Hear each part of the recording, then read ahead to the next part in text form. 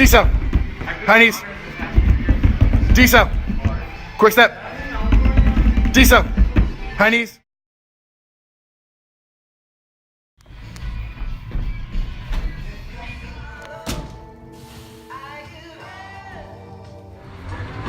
You got it, man.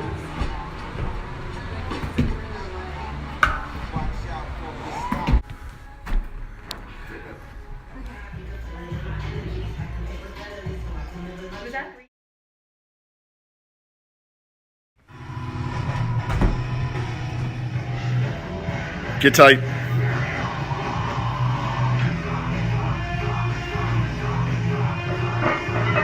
Nice, man. Easy. Get it. Finish.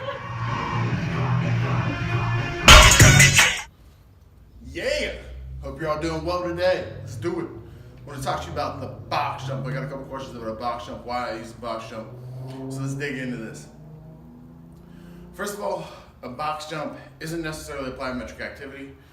To be a plyometric activity, you would have to use the stretch shortening cycle unconsciously. So depending on how you're using the box, it could or could not be a plyometric. For example, a depth drop or a multiple jump into a box jump would most certainly be a plyometric exercise, whereas starting in a seated position and only working on the concentric phase and into a jump, landing on the box would not necessarily be called or considered a plyometric activity. Basically, using the box, what you're trying to do is take away the impact forces of landing jumps. All right, so you're able to get after what we really want in the box jump, which is power production, explosive hips. All right, explosive hip extension, we'll call it. Also with a box jump, I also like it because it kind of works on kids' ability to proprioception, know where their body is in space, as well as coordination. So going forward, there's a couple things here that disclaimer on this. There's arguments on landing position on box jumps. You can basically land in a high hip position, all right? So landing in a high hip position would basically be the same position you're gonna come out of for your box jump.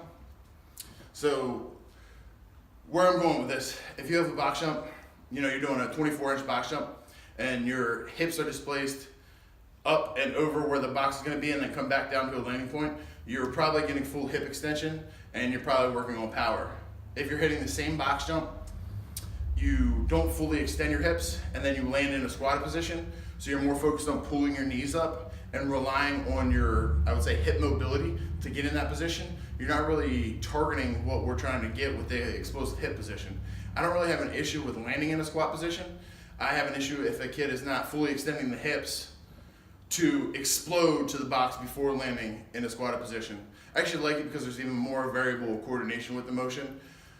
But you can look at it from, you know, novice to an advanced kind of thing here. If you're starting kids out on a box jump, I would probably recommend jumping and landing in that athletic position. That way you're guaranteeing that the change in the person's center of mass is going to be pretty substantial and you're getting full hip extension and you're working on explosive hips, all right?